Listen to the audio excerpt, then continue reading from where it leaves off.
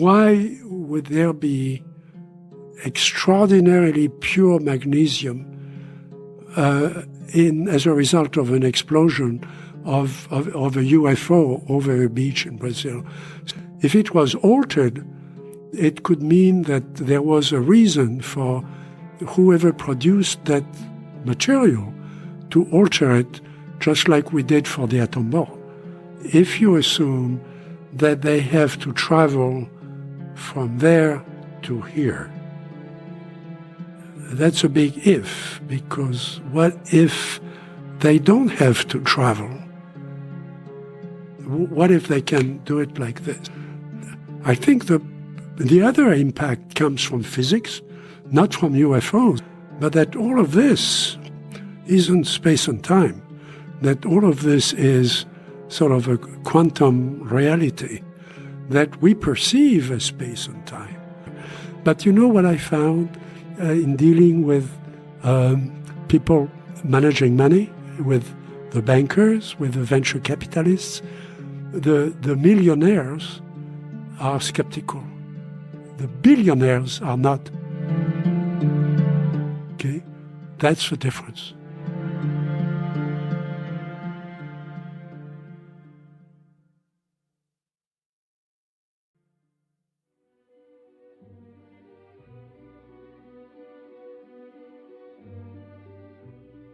In this podcast, I'm sharing my passion and curiosity for soft robotics, where we share inspiring stories about the work we do and how we can push the limit. I am Mara Dwiney, and this is Soft Robotics Podcast.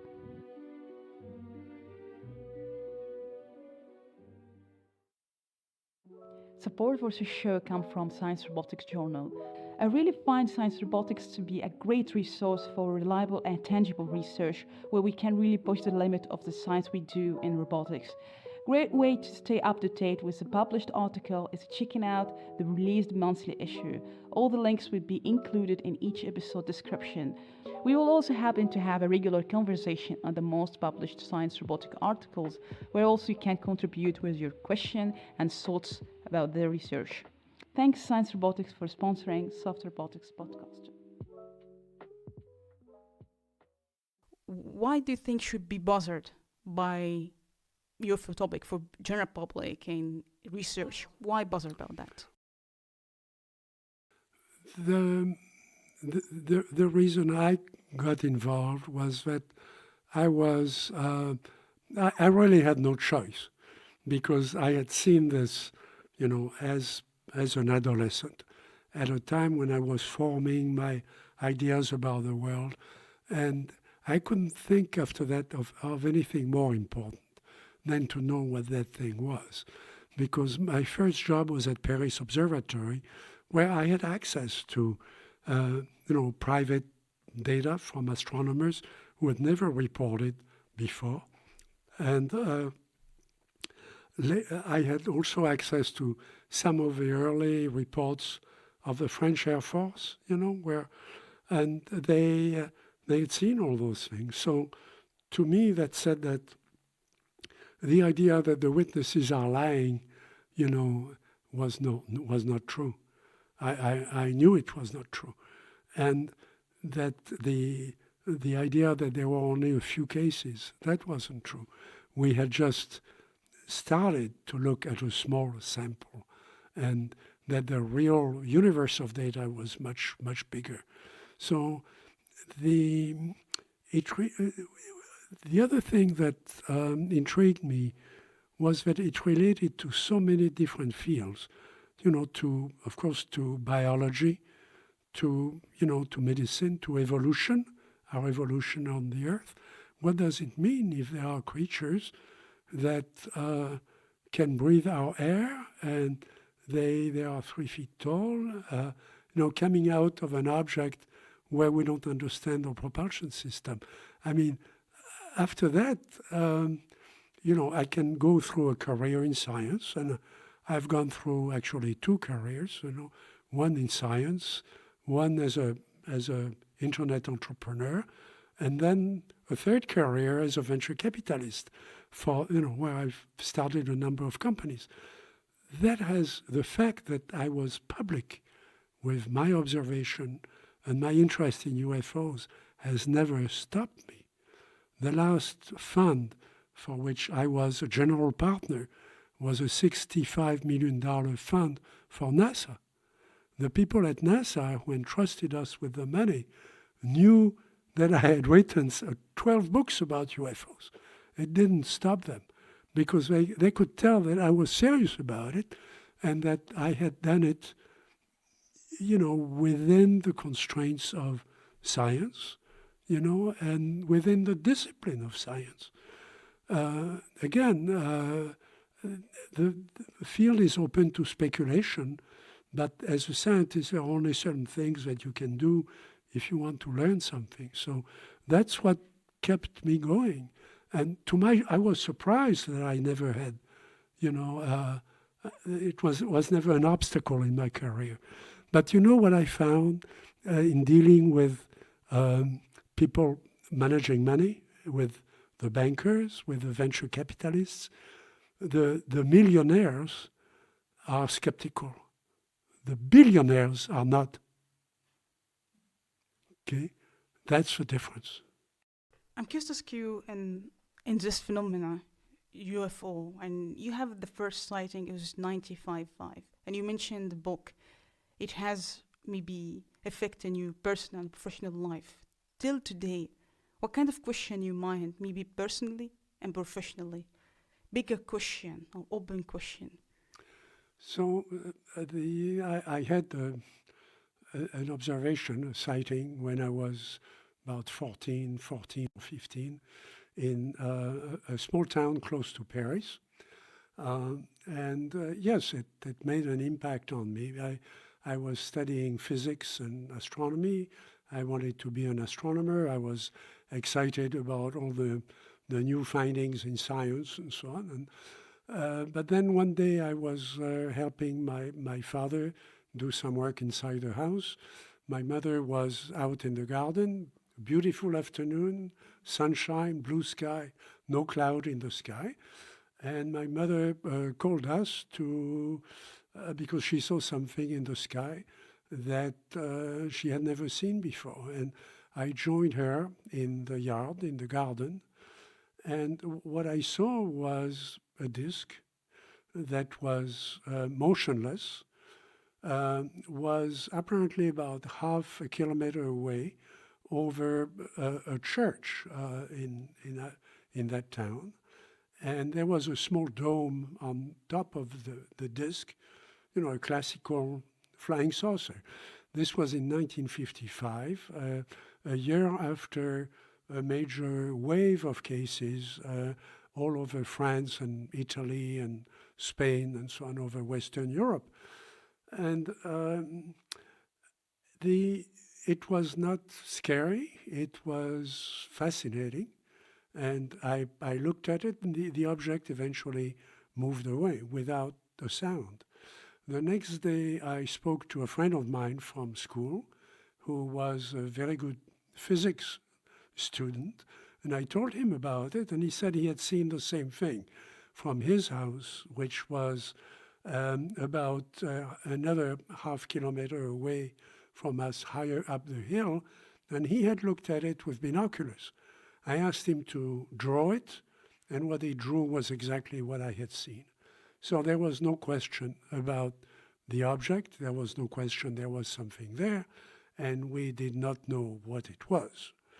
My father told me that, well, there were many. This was a time when there was a lot of experiments with new types of aircraft. The jet engines and the jet fighters and of course the first passenger jets were being developed. So there were lots of prototypes that people, and he said maybe that's just a new thing, and we will know about it later when it's revealed. Well, it was never revealed. I mean, we still don't know what that kind of thing could be. And even in terms of aerodynamics, the disk is a fundamentally unstable structure as an aircraft. So when I grew up and achieved my degrees in science, and my first job was at Paris Observatory, tracking the early satellites, in the early 60s, 1960s, 61. There was still nothing like what I had seen. And then I found out that a number of scientists, a number of astronomers had also seen things like that, and they never reported it. So the idea that scientists never see UFOs was wrong. Scientists were seeing UFOs, but they were afraid of the stigma of reporting it, of being thought to be strange because they had these visions. The same thing, of course, for pilots. And pilots, would be sent to a number of tests, and they would be sent to see psychiatrists if they reported seeing something like this. So I discovered that there was a lot of information by trained observers, by scientists, by technical people, by people in aeronautics, and of course by astronomers as well, that had never been reported. And to me, that changed everything. So I decided never to hide the fact that I had seen this, that never stopped me in my career in science. People recognized that I was telling the truth about something I had seen, for which they didn't have an explanation. And it never stopped me in my career, especially when I moved to the United States. My first job in the U.S. was in Texas, at the University of Texas, and at the observatory there, and we were working on NASA projects.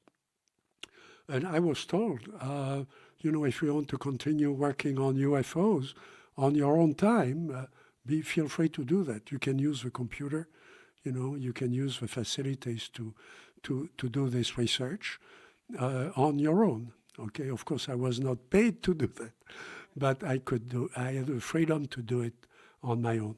Mm-hmm. Great. So maybe I want to ask you the question, to be realistic.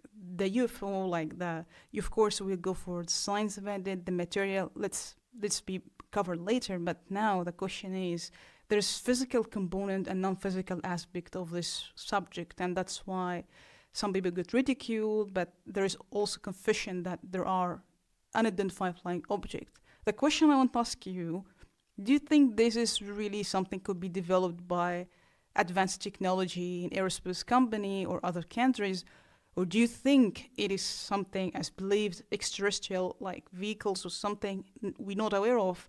It would be something like illusion, like something in consciousness as human being who saw this phenomena. So there is many component here. Which one do you think is relevant, since you highlighted that it is like control system or control mechanism? And if you can also explain what do you mean by control system mechanism? Well, there are many things in your question.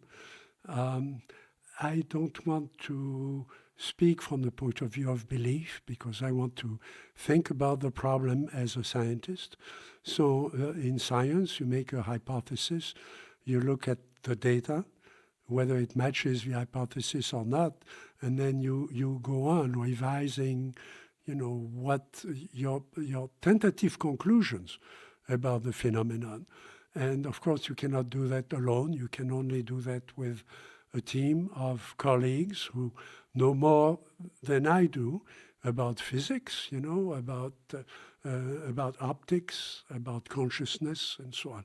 So that is what I've tried to do. And as you may know, I've had the opportunity to join teams that have been doing that systematically, gathering data from all over the world. So what you can say about the phenomenon is a lot of the data is genuine. There is very little jokes or hoaxes and so on. And those can be screened fairly easily. Most of the data is genuine. It comes from people who very often have been affected in their life by what they saw, as I was. Then you have to look at the first, the first attack is on the physics. Do we have traces? Do we have materials? Do we have physical proof that something has been there? And now we have hundreds of cases where there were traces on the ground that have been studied. Later we'll talk about the cases in New Mexico, the case especially in Socorro, which has been investigated by the U.S. Air Force and to some extent by the FBI, where the traces were preserved and materials were saved. We don't understand how an object could have landed there in those conditions and could have left those traces. So the question, if the phenomenon appeared today, if it started with the Nimitz, for example, the observations of the aircraft carrier Nimitz, and there was nothing before, you could say, well, maybe there is a country that's ahead of us. Maybe it's Chinese, maybe it's Russian, because you could produce the electronic images, with the kind of technology we have now. So it could have been something like that, although we don't believe that that's the case because there were other conditions of observations. But you could speculate about that. But when you look at cases in the 1980s, the 1960s, the 1940s, like Trinity, in those days, no country on earth would have had the capability to build something like that. The phenomenon has been consistent physically. It centers on relatively small objects the size of this room, maybe 40 feet, 50 feet, 100 feet in size, that weigh several tons, 10 tons, 15 tons, that leave deep traces on the ground, that leave materials behind, and we have tracks now, infrared photographs and films and so on of those. So there is an abundance of physical data. So the other question that you pose, which is, I think, very relevant, is what about human consciousness? What we see, what the witness sees and describes, is it really what the object is? Or is the object really maybe belongs to a different category of objects? Here, look at all the devices we're using. We're using, advanced microphones, advanced cameras, and so on. We can manipulate images. So what people see may not be, people don't see the rest of the studio. They don't see if there are other people here. They don't. So that's the same thing of a witness who is surprised by an observations. He or she may not be aware of all the components. And that, to me, that's where science comes in. That's where we need to become, not simply to get the witness to fill out a questionnaire, but we need to know a lot more. And that's what I've been doing, actually all over the world, in the US, in France, but, also in the Soviet Union, in the days of the Soviet Union, and in Argentina, in Brazil, and Mexico, in Costa Rica, and so on, looking across cultures at how people were impressed by what they saw and how they reported it. And what strikes me is that this is a constant across all the different cultures, all the different languages. People are affected in the same way, and they describe it pretty much in the same words. So that is one of the most interesting aspects of the phenomenon. So it takes psychologists, sociologists, and physicists to work together, and then maybe a few computer scientists like me. I'm in France today because we're preparing a meeting of the CNES, the French Space Agency, which is a government agency, is organizing a meeting in Toulouse at their headquarters with 6 different countries, Holland, Sweden, the UK, France, of course, Germany, Spain, and Italy, to compare notes about the phenomenon. So it's now recognized by scientists, especially space scientists, that there is a phenomenon that has the same appearance and the same capabilities, the same parameters all over the world. So it's time now for science to really get involved. Great. So maybe I'll just confirm, you have listed speculation that some aerospace company hold advanced technology. It is unlikely to you, do you think, that they have this kind of advanced technology working that? You don't think that's the case, right? Again, it's not what I think, it's what the witnesses tell me. Yeah. What the witnesses tell me and what we're recording is a type of object that doesn't seem to be to operate under gravity the way we understand gravity. As you know, in physics, gravity is one of the big unresolved problems in physics. The general relativity and quantum mechanics are in contradiction in the subject of, the theory of gravity. And we certainly don't have anything that could weigh 20 tons and could just leave the ground without a noise, hover in the air and disappear on the spot, disappear, without going away, just vanish in midair. We don't have any capability of doing that. Interesting. So what do you mean about a control system or mechanism for someone first time listening about this hypothesis that you told this phenomenon is more like control system? What do you mean by that? So my main approach is using what I know and what I've developed in computer science. And computer science can be of help to other types of scientists by looking for patterns across cultures, across time, and across space. So that's what I've been trying to bring to the problem, to bring to my colleagues. Now,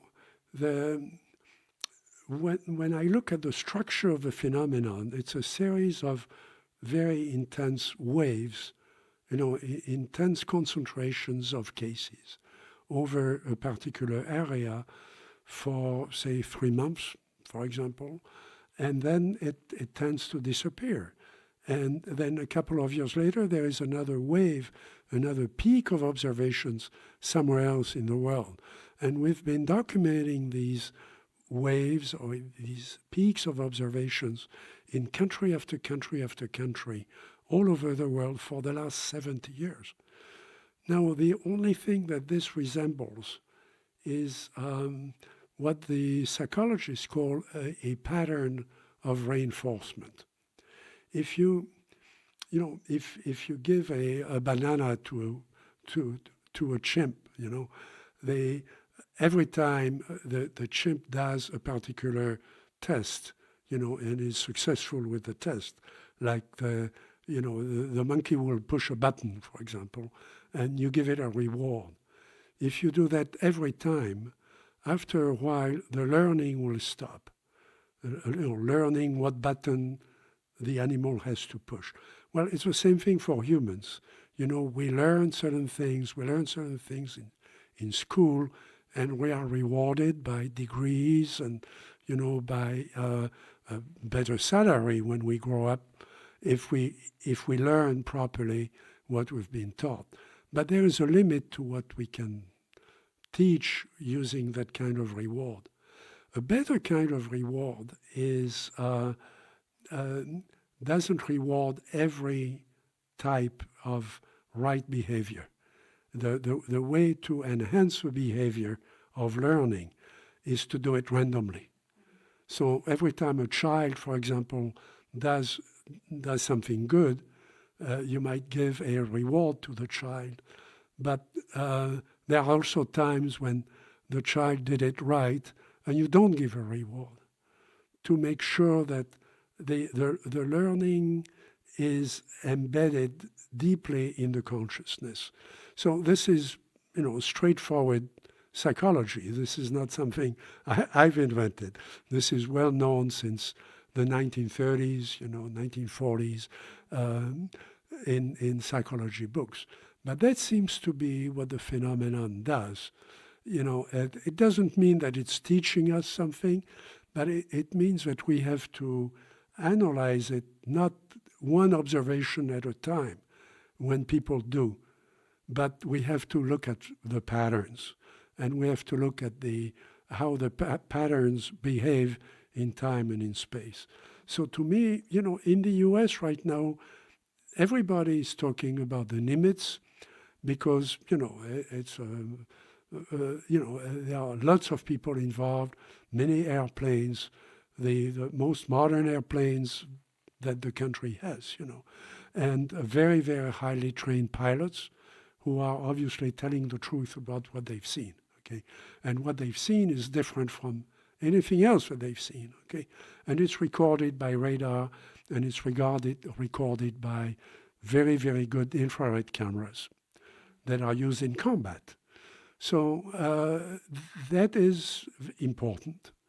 But to me, that's not enough. You cannot base a conclusion on that, a scientific conclusion on that. You have to look for other cases like it, and in fact, there are other cases like it in the archives of other countries, and also in the old archives of the U.S. Air Force, for example. But nobody looks at that because we live in a culture that's only interested in what happened yesterday. Okay, that's based on television, of course, and on the movies and so on. We have very little memory about what has happened over a long time. And I think that's where people like me can make a contribution, because we've been developing those databases, in several countries for a very long time. And we can look for those correlations. Yeah, interesting. Maybe I want to ask you about the Tic Tac. You mentioned this example, and we already saw that's happening. Very interesting. And there's many questions pop up here, but there's two possibilities. Maybe advanced technology, which we think we don't have it still, like the gravity component, or maybe it's religious experience, like some people, like I read comments like, it's just like demons, angels, that's aspect, or maybe something extraterrestrial technology. Maybe the first question, why is this happening? I mean, it is not that frequently happening. It's not many cases, you can correct me, but why do you think if we have the two possibility, like something religious experience or spiritual, or maybe something like the possibility extraterrestrial technology, why is this happening? I mean, what's the benefit behind that if we have the two scenarios? Of course, in developing a database, if you do the job properly, you cannot stop with just the physics.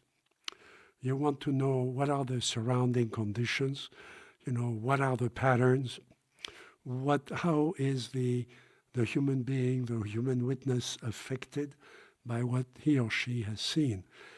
Very often, I was working with cases where children were involved, and children are very good observers because they don't have a preconceived idea of what they will see.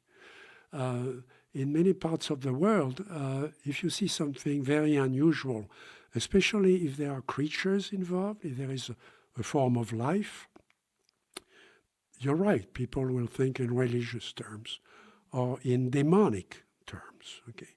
And so I've been careful to interview people in that, in that range, and also to look at religious apparitions. For example, the apparitions of the Virgin, not simply in Catholic countries, but there have been apparitions of the Virgin in Egypt, for example. There have been apparitions in, in other parts of the world. There were apparitions in Latin America at the time of, the conquistadors in coming to South America or Central America. And I've tried, I'm not a specialist, of course, in the interpretation of religious traditions, but if I look at it purely on the part of, from the point of view of the information, and stripping away the belief, people are free to believe, to attach a belief to what they have seen, and we all do that, okay? Especially in terms of crisis or in terms of being faced with something unknown. You go back to a belief system, which is a normal human behavior. But when you look at just the physical characteristics, the apparitions of the Virgin at Fatima, for example, in Portugal, and there were a number of them with increasing intensity and increasing number of witnesses. At first there were 3 children. At the end there were 80,000 people watching the apparition. I've gone to Fatima, placing myself in the same conditions they would have seen at the same place. I've tried to do that across cultures, I've had the opportunity to travel to Saudi Arabia, for example, in my work. There were a conference on the future of industry and the future of business a few years ago in Riyadh, where I was invited as part of a panel. And I spoke to people I knew there in Saudi Arabia about the tradition of the jinn. Well, the jinn can take many forms. They can be material, they can leave traces, they can also be invisible, they can also move things in ways that seem magical. So there is a pre-existing framework in our cultures, both in the Western culture and in the Muslim or and Arab, Middle Eastern cultures, and also in Russia, and also in China, and also in Japan, about these other forms of life. That's really interesting.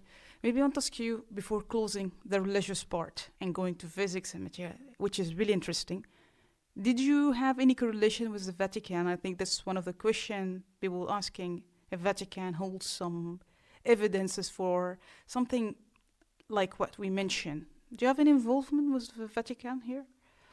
So I've had no direct contact with the Vatican. I've worked with researchers in the U.S. who actually went to the Vatican and discussed the subject with officials there.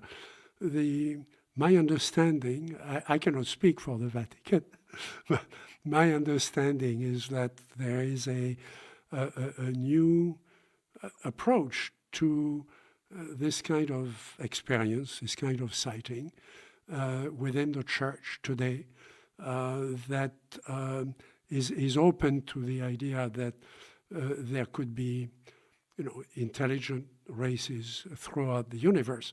Now that, of course, raises a question of dogma.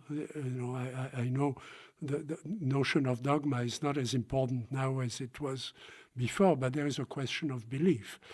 And of course, for a long time, the belief, certainly when I went to church as a young Catholic boy, the belief was that we had been created by God, as a unique form of life and intelligence, and that the earth was special in that sense. The Bible seems to say something different. It seems to say that the legions of God came from throughout the universe and so on. So that opens the idea that there is a higher level of consciousness throughout the universe. the current Pope has been very clear in saying that if he met an extraterrestrial and that extraterrestrial wanted to be baptized, that he would baptize it, you know.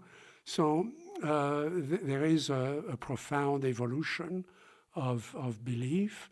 The same thing within the public. For a long time, you know, the public was scared of the subject.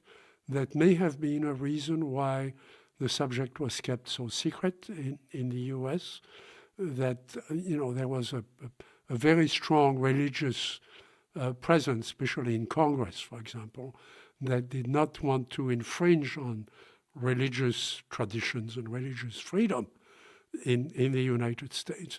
So the subject was seen as something that was marginal and what was should be kept, you know, should be kept quiet until there was an explanation for what people saw.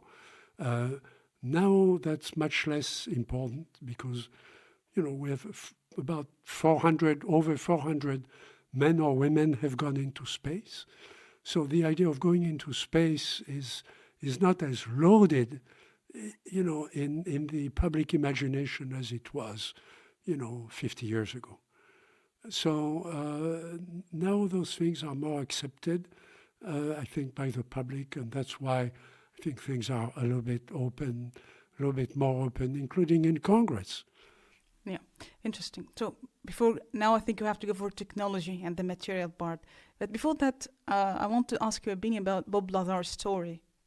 What do you think about his story that involved in Area 51 is for I think, in part of Area 51 and the technology of the flying saucer? And I think when you are in Joe Rogan Experience podcast, and he was also there in another episode, and he was mentioning about the technology, maybe similar what we saw on Tic Tac in the famous video. I'd rather not talk about Bob Lazar. You don't want? No. But it's bullshit, do you think? I respect it. I just have no opinion I want to give. Okay. Maybe I want to ask you about the material, the samples you have. Can you tell us about the material you have so far? It's 17 samples, right? So for a long time, people have reported after a sighting being able to pick up something that looked strange. That didn't look like a normal stone or something that looked like metal. And a number of scientists have gathered this. So there is a lot of material that has been gathered going back to 1947 and now before, since the Trinity case was in 1945. Those traces were analyzed usually in normal chemistry. The first attempt to analyze it at the level of the isotopes came at Stanford University about 30 years ago with Professor Sturrock. Peter Sturrock is an astrophysicist at Stanford. I worked with him and for him for 2 years on studies of the sun and studies of plasma research in the universe. And we published a number of papers. He was also very interested in UFOs. So he published a number of studies, especially of a case in Brazil at a beach town called Ubatuba on the coast of Brazil, where people had seen an object that exploded and showered the beach with very bright material. That bright material turned out to be magnesium in a very pure state. Now, you can buy the purity standard of magnesium from Dow Chemical in the US that supplies laboratories and hospitals with pure elements. But this was more pure than the standard of purity of magnesium. And we think the observation happened in 1958. 1958 in Brazil. Okay, why would there be extraordinarily pure magnesium as a result of an explosion of a UFO over a beach in Brazil?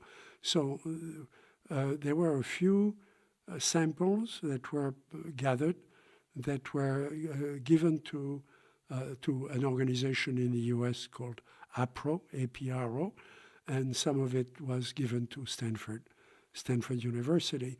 And the results are still inconclusive about the isotopes, but there seems to be something unusual about the isotope ratios. And of course, you can always hoax a chemical. You can blend chemicals, to create a hoax and say that it came from a UFO, but you cannot change the isotope ratios inside the atom of magnesium. You cannot do that unless you have, a nuclear, essentially a nuclear plant at your disposal, or a nuclear process. The first element that was altered that way was uranium, for the atom bomb. And you can buy altered elements at a very, very high price.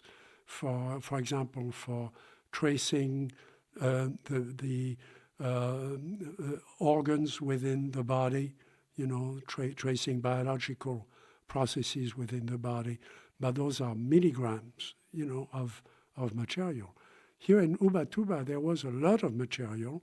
I have the samples from Professor Sturak, and we are studying them in the lab with new devices, a new generation of machines, and we own the machines. So it's not easy. I mean, it takes a lot of work, but we are doing that now.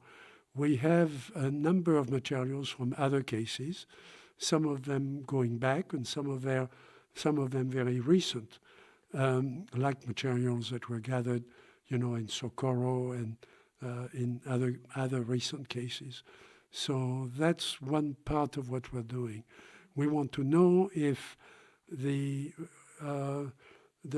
people who have developed, the craft have altered the basic elemental conditions, the basic atomic conditions inside the metals that they are using.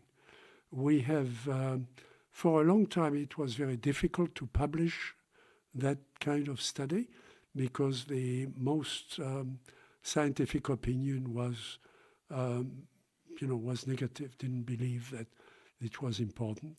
But we have now broken the system, and we have published a paper on the analysis of a particular case in the United States that was accepted for publication by the top review in astronautics in the world.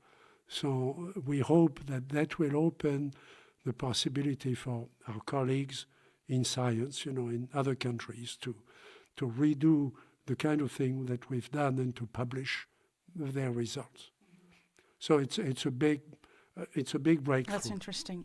Maybe I want to ask you about the intelligence and the design. Since you mentioned the isotope, maybe if we have the same material in Moon or Mars, the same component, but the way we alter the isotopes, how do we see the intelligence in doing that? If we can elaborate, that maybe surpass our perception of material science. So we understand isotopes. We understand the structure of most atoms, in the table of atoms. Again, the first time it was done was, in the Manhattan Project for the first atom bomb. It's difficult to do with significant amounts of material. So one aspect of it that's important is if we found a fairly large amount, dozens of grams, hundreds of grams, or kilograms of material that has been altered in terms of the atomic structure, the nuclear structure, then that would indicate a technology that's beyond what we can do on Earth. So, or what we can do certainly within, the countries, the current civilization we have. So it would assume another civilization, more advanced than us. It would not prove a space origin necessarily, because the elements are the same throughout the universe. So if you brought me a stone from Mars and I analyzed it at Stanford or some other place, we probably would find the same ratios of the elements. If it was altered, it could mean that there was a reason for whoever produced that material to alter it, just like we did for the atom bomb. For the atom bomb, it was altered to enhance the power of the explosion. Okay, the uranium was enhanced, but at an enormous cost. Okay, if you found it today, that would lead to a number of questions about why somebody would want to do that. The reason it's altered in the body in certain operations is to be able to trace very subtle reactions within the body that you could recognize because that isotope has been changed. Okay, so of course you would do that with very, very, very small quantities of material. Okay, that would be radioactive. Okay, but on very, very minute quantities, so you could be sure to trace it that way. We have no reason to alter the composition of chemical elements, in industry today, other than for testing or for research, for scientific research. But on an industrial basis, we really don't have a need to do that. So if we found something like that after, the landing of a craft, that would be very significant. So I want to ask you, in that case, to solve this puzzle, you already with Gary Nolan, I think we had him in the podcast, and you working with him about the analysis of this material, and I think that's ongoing work, if I understood from you. Yes. There are a number of laboratories that are doing that. Of course, you need a special lab. Dr. Gary Nolan at Stanford has pioneered in the development of new equipment for medicine that is able to recognize elements at very high speed, in the testing of blood and in the testing of other fluids from the body. So that's a very important development, and we have access to those machines. So in the paper that we published results from two different machines, so that there is absolutely no question about the results are. So the paper is mostly about methodology, about how you would do that. But now we're going to start applying it to Ubatuba again. We have new material that I brought back from Argentina. Some of it was, in fact, from Brazil, of course. But it was gathered by a group in Argentina, and we have access to their material. And then I have about 20 other samples that, of course, we've looked at many others that we have discounted, but we're focusing on about 20 materials that we intend to be testing. And this is, this is good science. I mean, it's mainstream science, but at a very high technical level. Interesting. Maybe I'm just ask you personally, do you think there is really advanced creatures like traveling over the space or from other planets? I don't know. Do you believe in that? If we leave the statistics for a moment, do you personally think maybe I believe there's something advanced than human. Do you think that possibility, realistically? There's aliens, if we say here that term? So if I remember my training in astronomy, 50 years ago, we were teaching in astronomy classes at Northwestern University, for example, that it was very likely that any slowly rotating yellow star, like the sun is a slowly rotating yellow star that's very stable, is likely to have planets, just like we have planets. And that it's very likely that some of those planets would be in a range that is somewhat similar to the solar system. In other words, there would be something like air that could be breathed by, a biological, being, a biological creature, and there would be something like water. Okay, so water can only exist in a certain range away from the sun. Okay, that would be true for throughout the universe. So if then you get to a very, very large number of potential planets within the life zone of that solar system or that star system. And this is just within our galaxy, and we know, there are billions of galaxies. So the probability that some of those would have developed life somewhat similar to us, is high. Okay. So that's the reasoning that leads you to that. Now the question is, would they be able to travel in space all the way to the Earth? Now I've done some statistics, about that. Other people have done it. I've published those statistics a long time ago. There is a zone, some maybe less than 100 light years or 200 light years from the Earth, where you would expect, if there were ETs coming here, they would probably come from that zone, if you assume that they have to travel from there to here. That's a big if, because what if they don't have to travel? What if they can do it like this? And how is it possible like this? Well,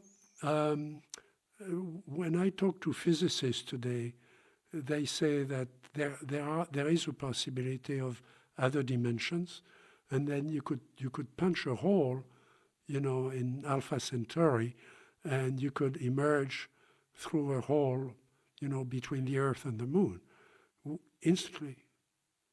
And you would not have to cross the distance. So you would not have to spend years or centuries, on a spacecraft at some fraction of the speed of light to get here, that you could get here instantly. But there are other possibilities. Dr. Hynek used to say, what if there is another universe 5 minutes ahead of us? It would take 5 minutes to get here. As for humans, not possible, right? Well, for an advanced civilization that has understood the structure of the universe, there could very well be another universe 5 minutes ahead of us. We would never see them. So all those possibilities are there, And again, there are legends about that, and there are, of course, religious traditions about that. Yeah, maybe I'll ask a quick question here related to what you mentioned. I think Donald Hoffman talked about that, whether we see the reality it is, and I believe that we don't see the reality as it is. I mean, as a human, we're limited. I think you agree with that. But do you think if this is really true, do you think this would define the God and religion and all that? Maybe not true? I'm not sure what you think. If we really have other civilization, other creature, do you think that's the religion, whatever the religion is, or our beliefs, or the God is not real? I'm sorry if that's offending question, but I want to ask you. I think there would be a revolution is certainly in religious scholarship. First we would want to know if we can communicate with them. We would want to know what is their concept of the universe, of how it was created. You know, in physics, we have a particular theory or a number of theories about how the universe started. Then the Bible says, let there be light, you know, that light was the first thing, which is also what physics is saying now, that it started with a big explosion of energy. Okay? And then there was an acceleration, there was the expansion of the primitive universe, and then there was the growth of the universe to the modern state of the stars and the galaxies. Okay? Well, this would not necessarily be a crisis. It would be an extraordinary opportunity for rethinking who we are, where we come from, and so on. But I think the other impact comes from physics, not from UFOs, but from all academic physics that today says that we have to think beyond space and time, that space and time are secondary aspects of the universe, and they are just the way we tend to make sense of the universe.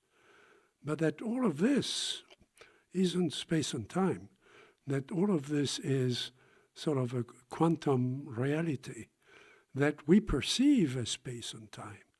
So if that's the case, and there are a number of theories, of course, that develop from that are absolutely fascinating.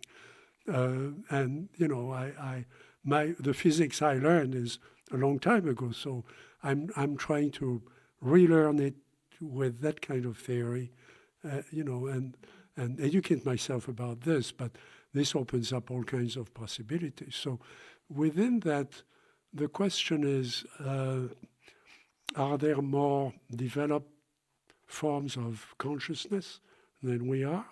Well, I certainly hope so. I think nature didn't stop with us. Okay, nature in those other, realities would have had millions of years to continue developing. You would expect that some of them would have developed way beyond what we have had time to develop, as humans. So their concept would probably be, much more developed than ours. And I think it would not necessarily be a source of conflict. I think it could be maybe a source of humility, which is something we need. Yeah. That's very interesting.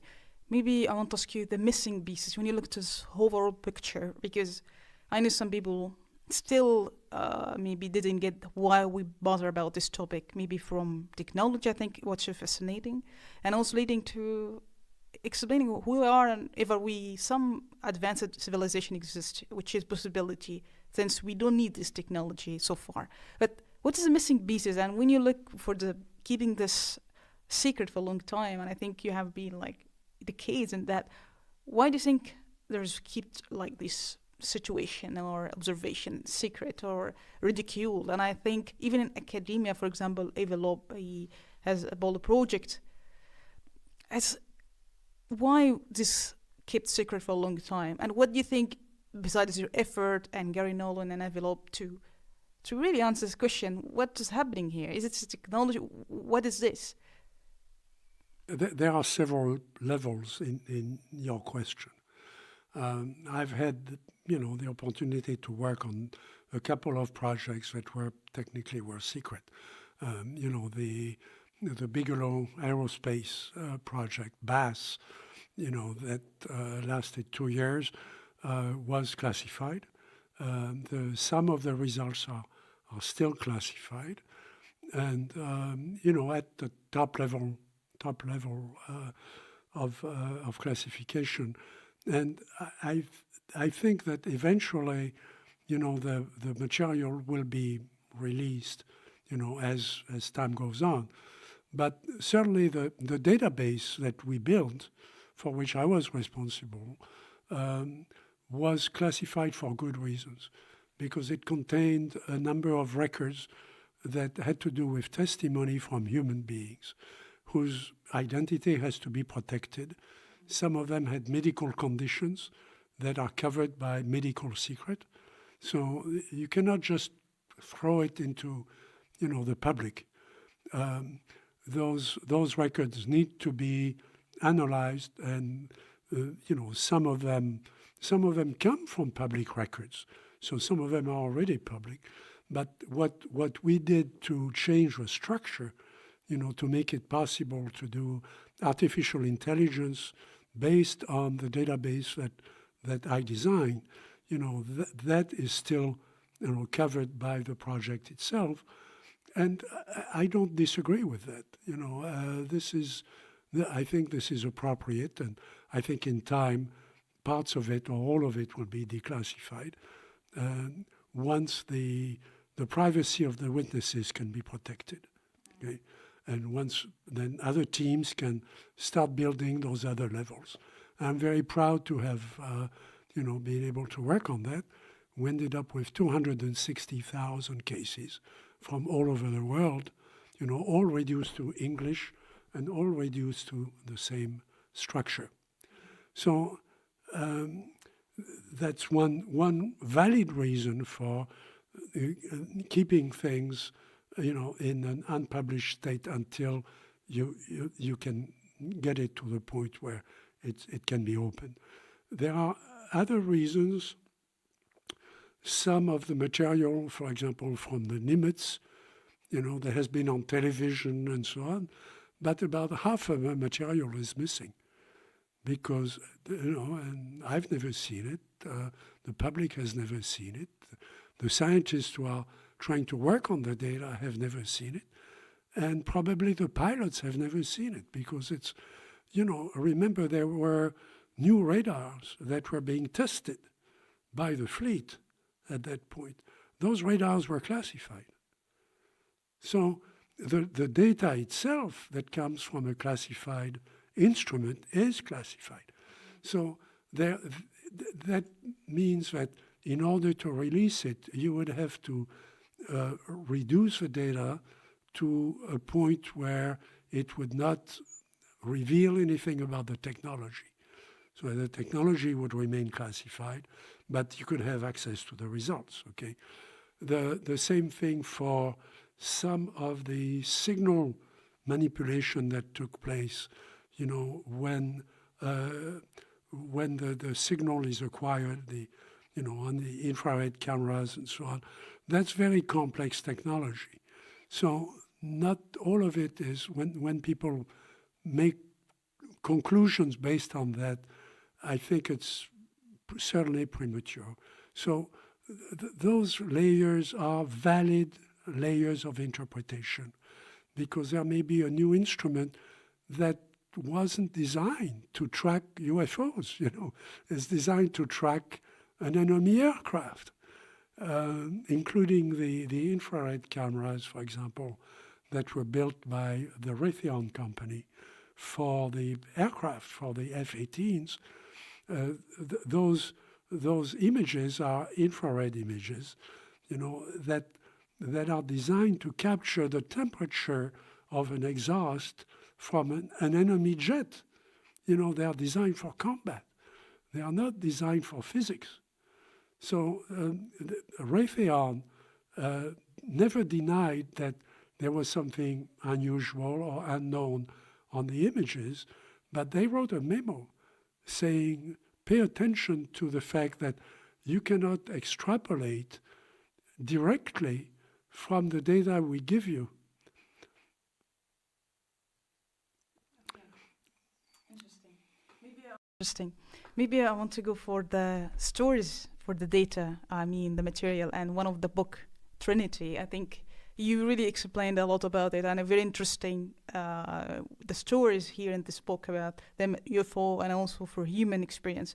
But what is special about the Trinity that people can relate to, and how it's contemporary to answering the question, why bother by this phenomena, UFO?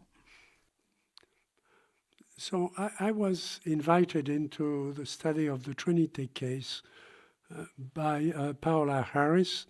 Paola Harris is an Italian researcher who has traveled all over the world interviewing witnesses and presenting some of the best data about the cases. For example, she interviewed Colonel Corso.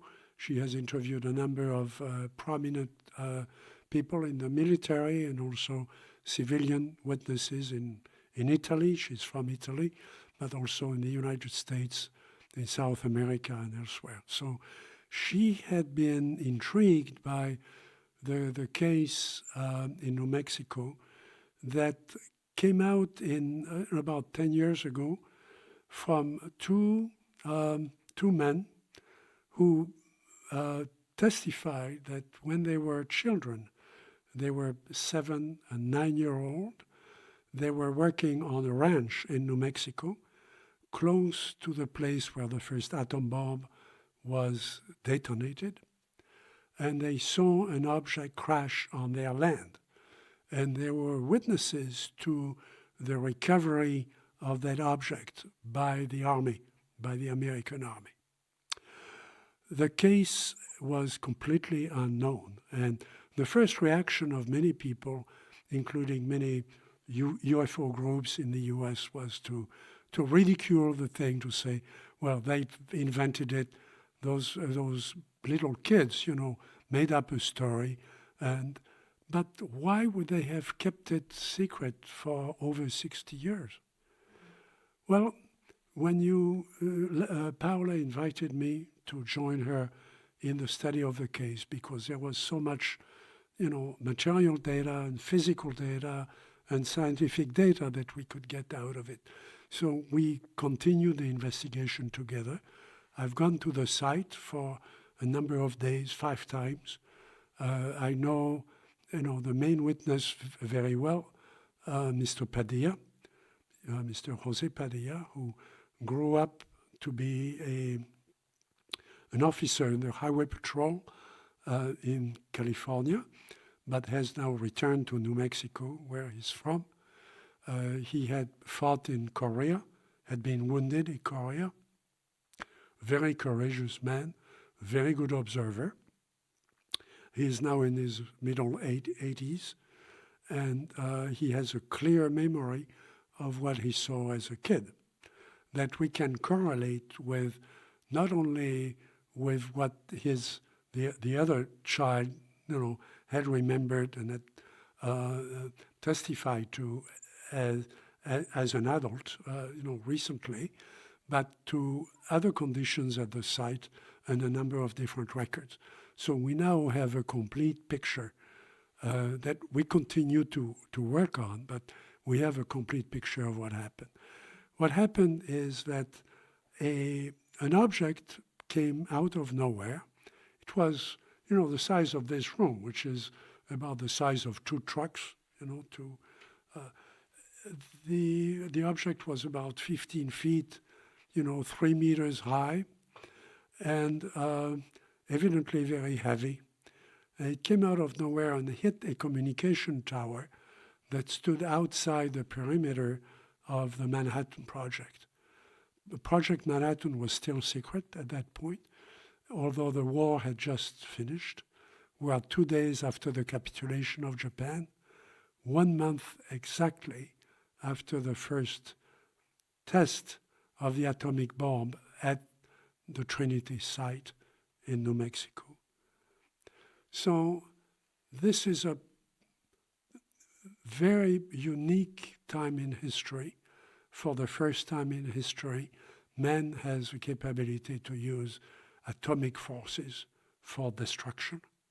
For the first time, an atomic bomb has been demonstrated to the world. For the first time, it has been used in combat, in war. in Hiroshima and Nagasaki. The Emperor of Japan concedes, capitulates to the American army, and 2 days later this object appears out of nowhere, destroys a communication tower just outside the boundary of Project Manhattan, and crashes on a ranch, on a property, on a cattle ranch in New Mexico.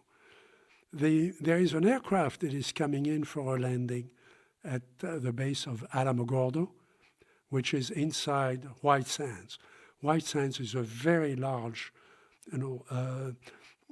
desert area where the bomb was exploded. The first atomic bomb was tested by a group of scientists that includes the best physicists in the world, and Dr. Enrico Fermi, Nobel Prize of Physics, Robert Oppenheimer, the leading physicist in Project Manhattan, and a number of other scientists from all over the world who were fleeing, Germany, were fleeing World War II in Europe and came to America in a project that was so secret that the Vice President of the United States did not know that it existed. So the largest project in the history of man. Not only in the history of war, but in the history of man. So the fact that that object appears out of nowhere and destroys that tower just outside Project Manhattan, and is seen by that pilot who is coming in for a landing. The tower asks him to look at the tower because they don't understand why they've lost communication with the tower. He flies around the tower with his bomber, a B-25, a twin-engine bomber, and observes the tower, reports that the tower is broken, it's bent, and lost communication. He also sees fire in the vegetation some distance away. He describes that there is an object there that looks like a big egg. There's an oval object. It's not a flying saucer. It's an oval object. And he describes 2 little kids, calls them 2 little Indians with their horses, close to where that fire is. So we have an initial report, which we don't have in Roswell. We don't have in many other cases. We have an initial report by, a trained pilot coming in for a landing at Alamogordo that places the object, the fire, the destruction of the tower, and the 2 kids. So we have an initial picture of exactly what happened. In the investigation, we find that the object was not on fire. The vegetation was on fire, but the object was intact. So this was not a hoax. This was not just a balloon. This was not an airplane with a funny shape. An airplane hitting the tower would have blown up in 100 pieces. That object hit the tower, landed, essentially crash landed, but then was still under power because it dug a boulevard all the way down the hill for about 500 meters, made a turn, and stopped, against a berm in the landscape. The kids are there, and the kids are taking care of the cattle. They were sent there by their father to make sure that the cows were all right. One cow was expected to give birth. They have found the kid. The baby and the cow are all right, so they will report that to their father. They know where all the cows are. The kids have binoculars to track the cows. The cows have brands, and it's very important to make sure that all the cows are there, that there is no animal with another brand from another ranch that has come over the fence. They're also there to make sure the fence is intact. They know how to fix those 2 kids are very bright, and they are very good observers, and they know that if you see something, you have to, if you see an accident, you have to bring support to the people who may be hurt. So they go to the object, they see that it's open. One part of it has blown up when it hit the tower, and they see 3 little creatures inside, and then they get scared because the creatures are human, but they also remind them of a sort of insect. And they are about 3 feet tall, about as tall as the kids. They seem to be in great distress.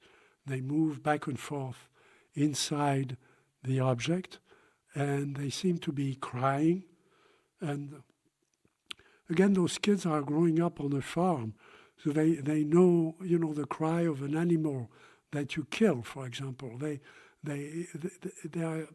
have experience with animals, and they don't know whether they are in the presence of some small, strange humans or strange animals. So they are not going to go inside. Their first idea was to go inside to see if they could help. But the little one is crying and says, I don't want to go anywhere near that thing. And the 9-year-old, who is Jose Padilla, who's still alive today, and we've developed, a very open friendship and so on as a result of working together, would like to go help, but he will listen to the little one and decide not to go there. And he told me, if I had gone inside, I probably would not be here talking to you. Interesting. I mean, maybe for the creature you mentioned, because there's a question about how human, as we are developed, and maybe there is a possibility they have a combination of being human and reptiles. Do you have, based on what you witnessed, besides, of course, what we have a fact as science, or maybe try to analyze that, this creature, is it, some people disbelieve, but because we didn't touch that, and it's not that common, we can see that thing, but you have a drawing, I think, in the book to resemble that have like insect-like and human-like, in a combination of this. Do you believe in like its combination, or how these things could develop if we just a theory like? So remember, this is where I behave like like I was trained as an information scientist.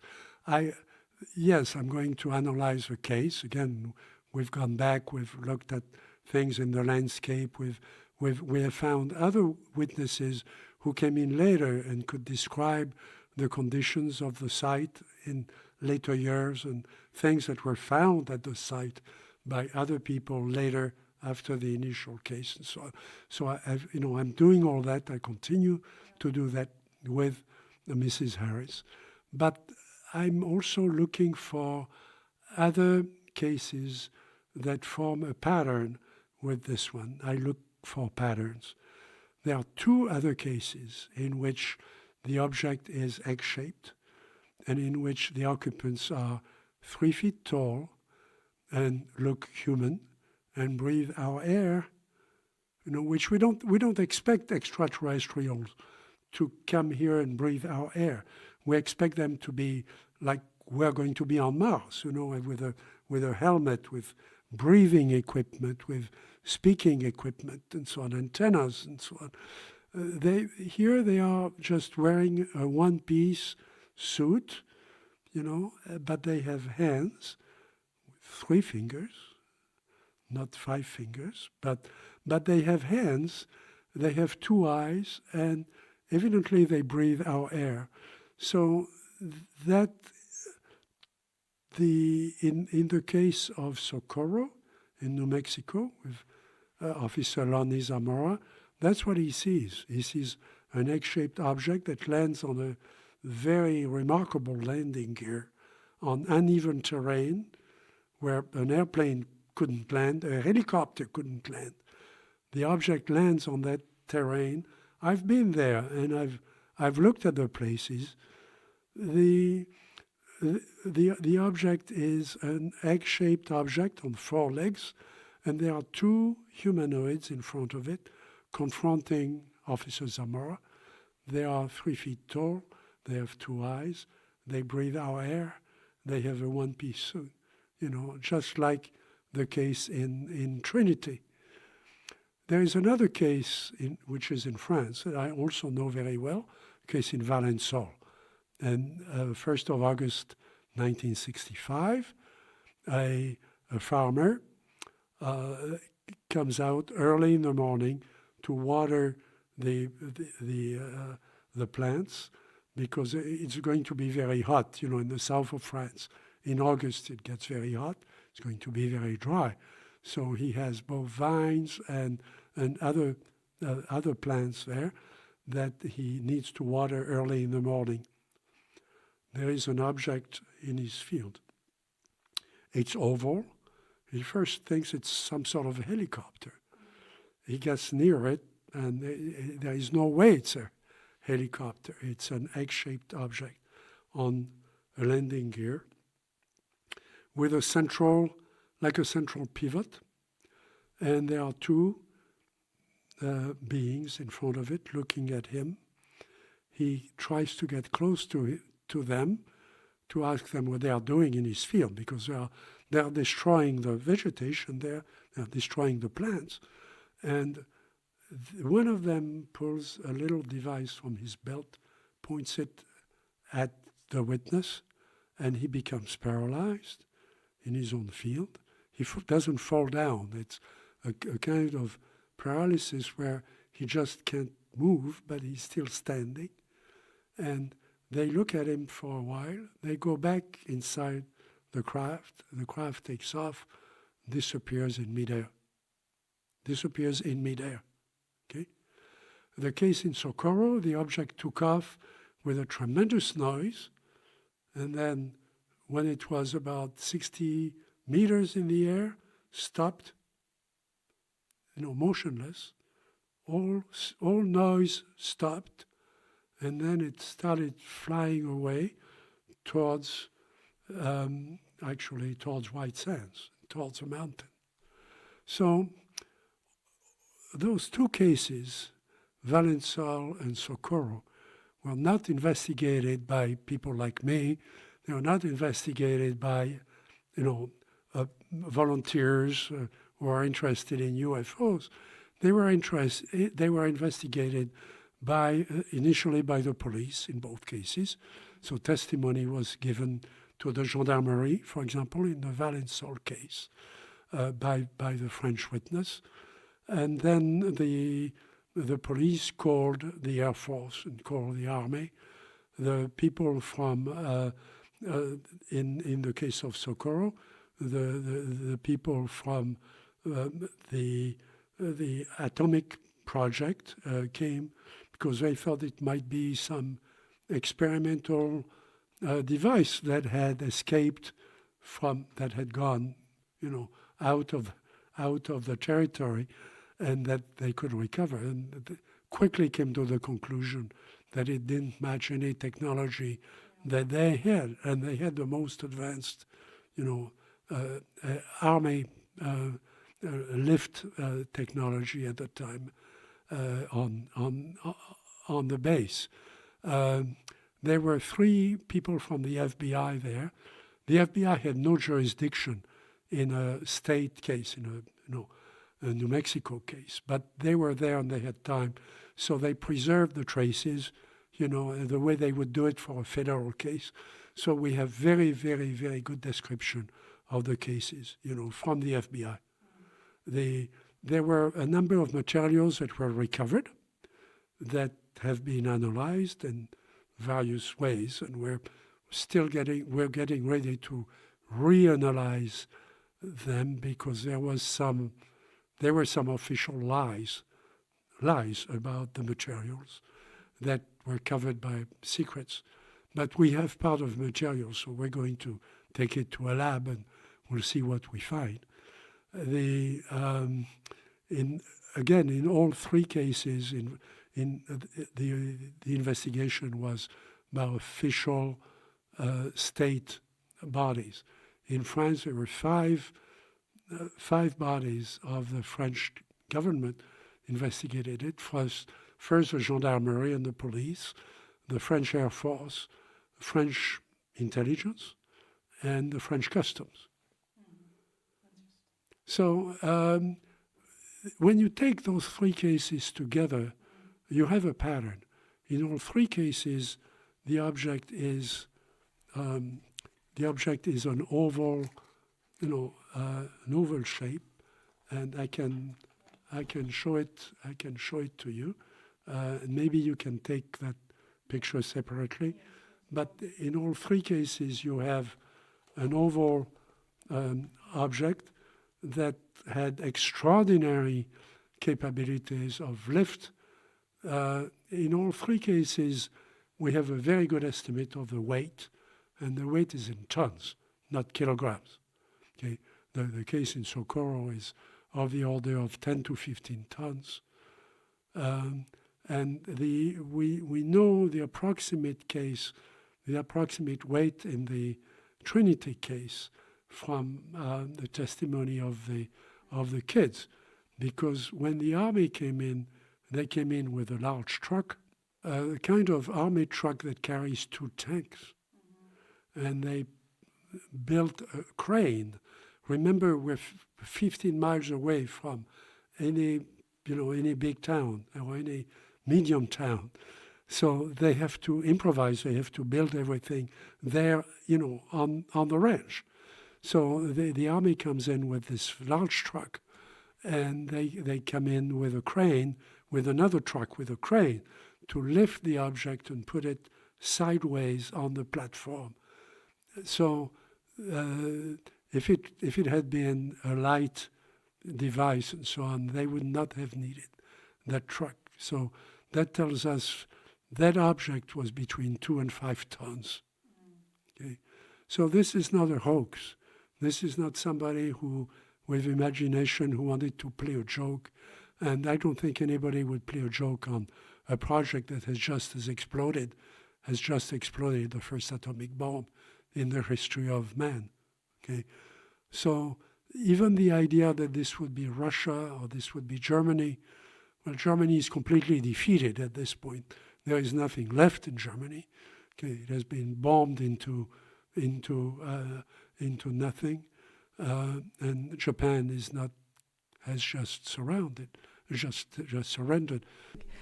When we look to the 100 years advanced in human technology, and by doing what you're doing now, along others, what possibilities maybe would change us as a human in terms of technology, if we speak about technology? What would be if we imagine like we solve what it is, maybe it's physical phenomena, it's be other civilization, which is likelihood more to happen since you try to elaborate the points why shouldn't be other than that. What could be possibilities in terms of advancing human as we are, maybe technology, since we see there's a rapid change in 100 years? Maybe you better to tell us you're also investing in companies and technology, so you know better here. So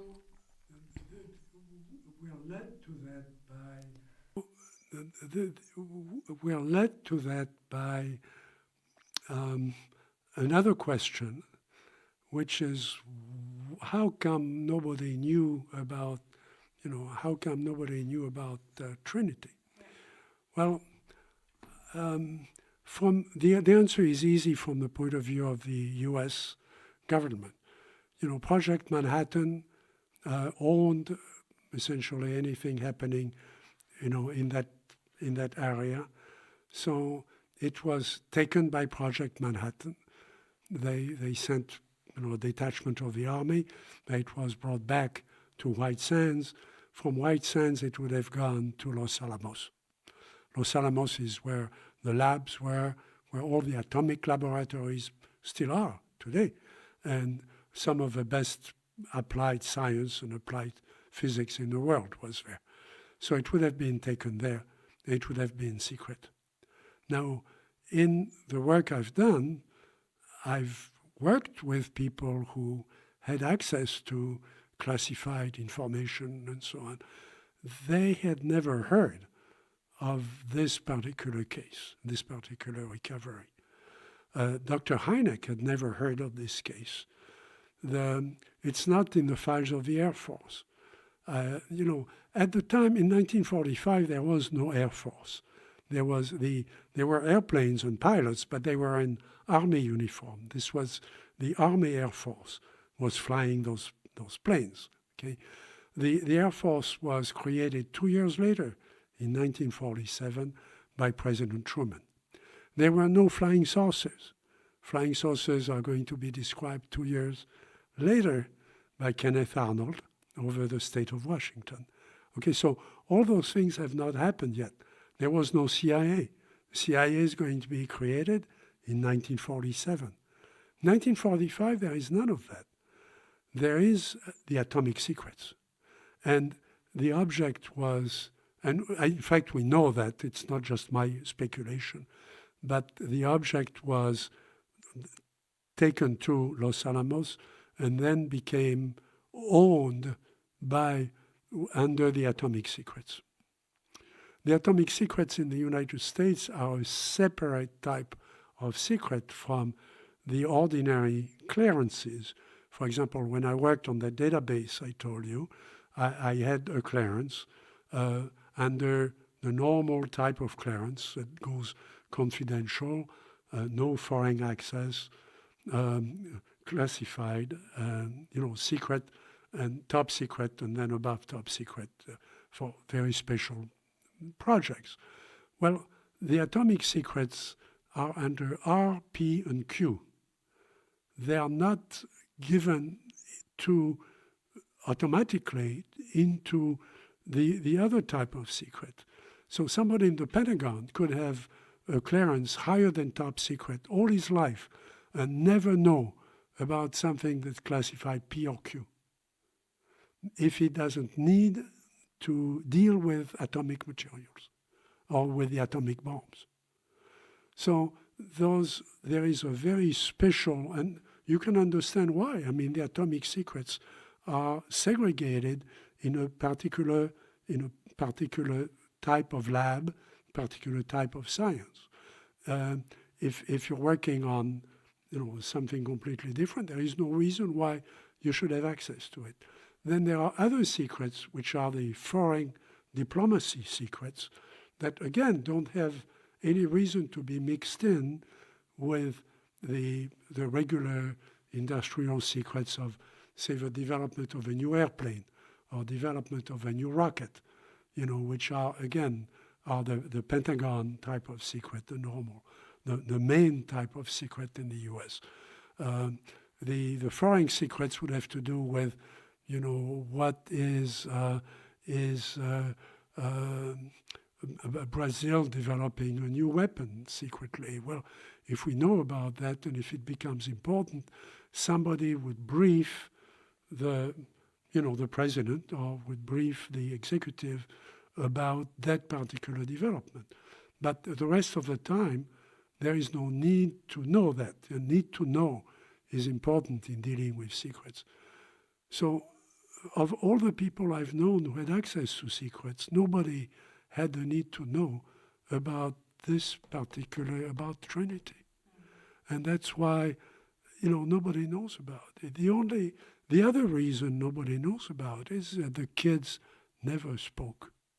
So the question is, and I'm often asked that, people say, kids will talk about, well, when on the second day, the father had reported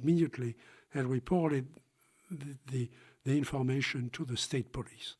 The state police wants to go there, so the kids are going to lead their father and the state policeman to where the object is. They call it an avocado. Of course, everybody speaks Spanish. Okay? And the state policeman and the father go inside the object. The little creatures are no longer there. We don't know what has happened to them. We don't know if they escaped. We don't know if a detachment from the army came in and took them away the previous day when nobody is there. We don't know what happened to them.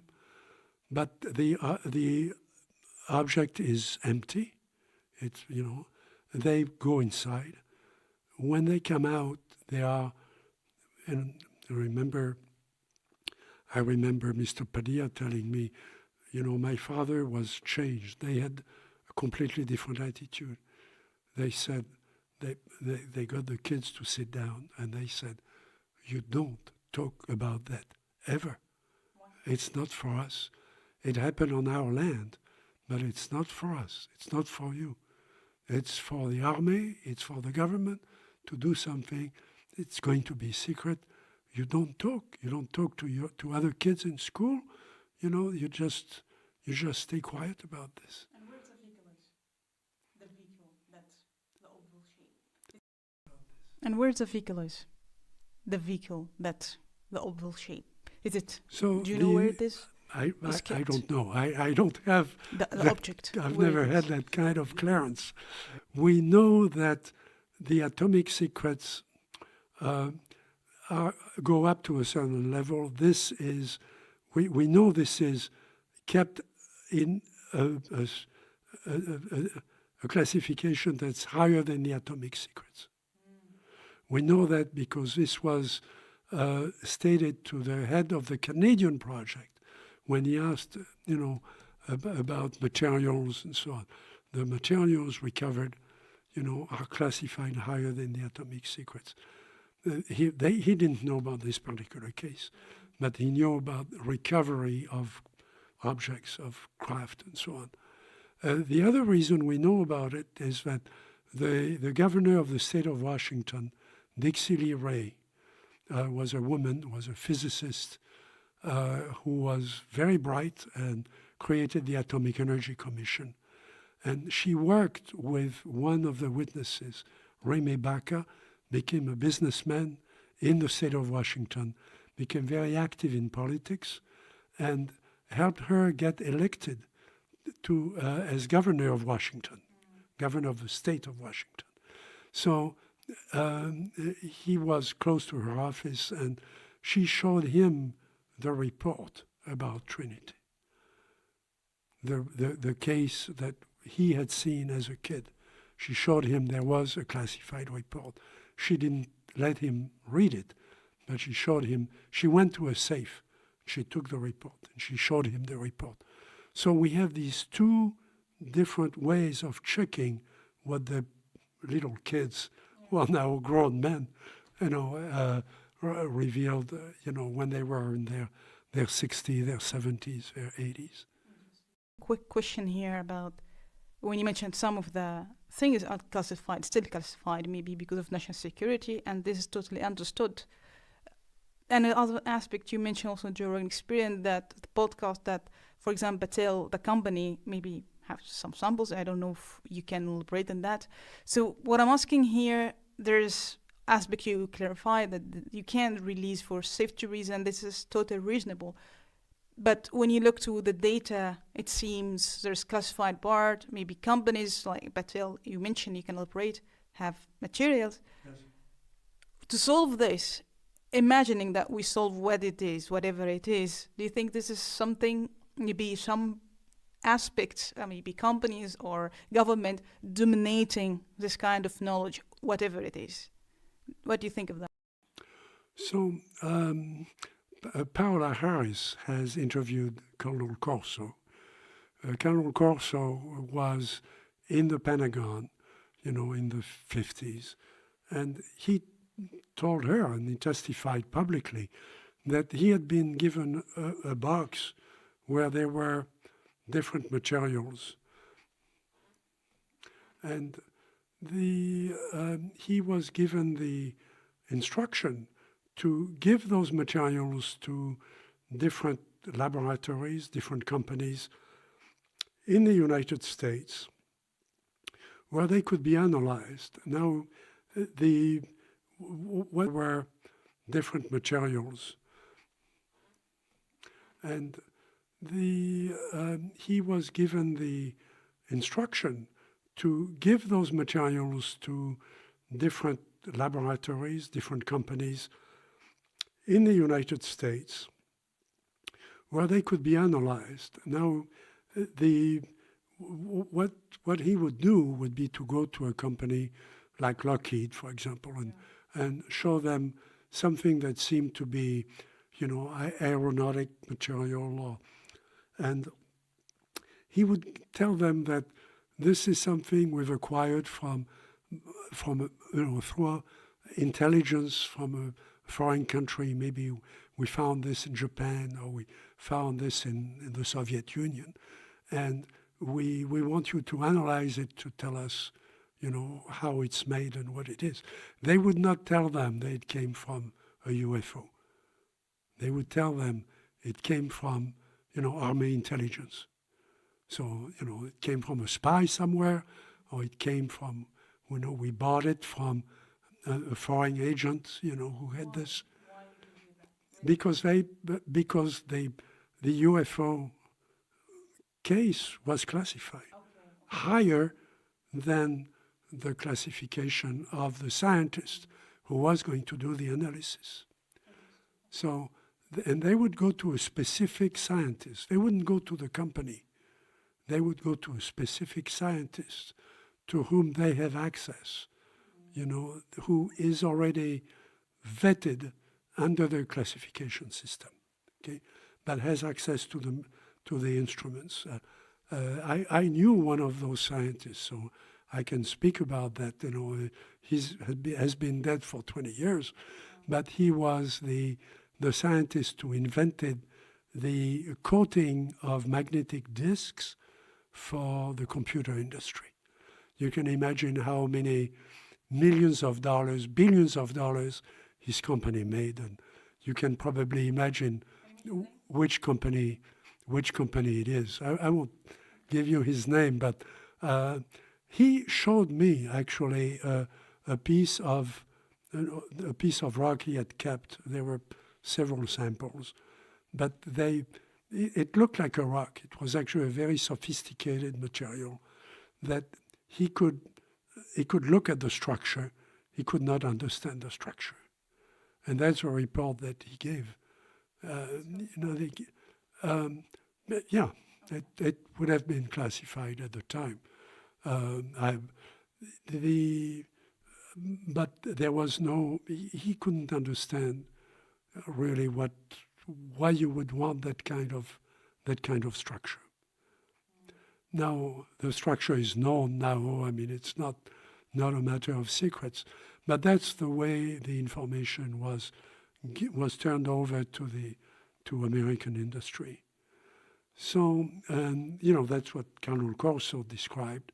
So this is what would have happened, with the material, including any biological material, if there was biological material recovered. Interesting. Are you still chasing new material? I'm curious. Yes. Sure. There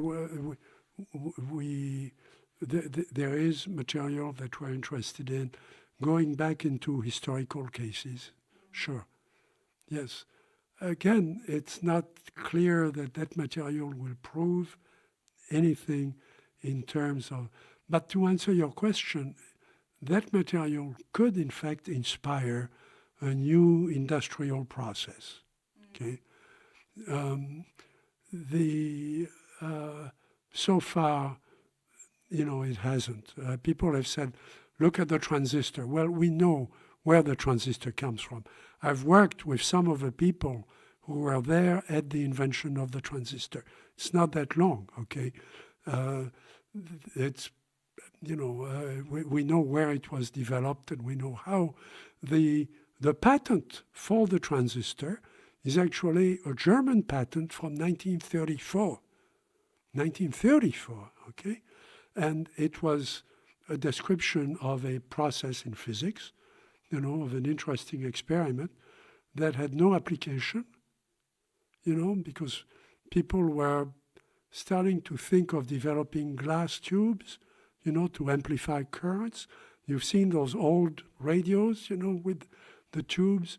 And of course, the transistor was a revolution, replacing the tubes with semiconductors. But the knowledge of the semiconductor process goes back to the 1930s. It didn't come from, an alien coming out of a flying saucer. We can trace that. The advantage of being in Silicon Valley is that I can find people who know about how those materials were developed. And so this is probably the best place to test, new materials, and that's what we want to do now. Yes, there might be patents developed, but I think my own impression, and we must do that because it's good science. I mean, what a gift, if we could find a material that just levitates by itself, we could study it and understand gravity. But I think that the real origin of the phenomenon is much more complex. I think what we've recovered, or what we've seen at Socorro and Valençol and Trinity, is a gift. It's something that is being shown to us, presented in a form that we can understand. But it could be part of a training program to get us to think in other terms. Now, at the end of Trinity, it took 10 days for the army to clean up everything in the landscape and lift the object with the crane and put it sideways on the trailer. The reason they put it sideways is that it wouldn't go under the road overpass if it had been standing up. So, the egg was turned over to the small diameter of the egg so that it could go under the overpass. So that tells you this was not some kind of, hoax from the kids making up something. I mean, now when it was there, José Padilla went inside. The soldiers were away. There was nothing more to be done. They were waiting for night to take the truck away. So the soldiers were at liberty to go have dinner. They went to dinner, nearby, and then they would come back at dark at night, take the truck and go to the Trinity site. The kids had time to go inside. What description inside? Like, if you briefly describe what is different about the perception of design could be enforce your claim here.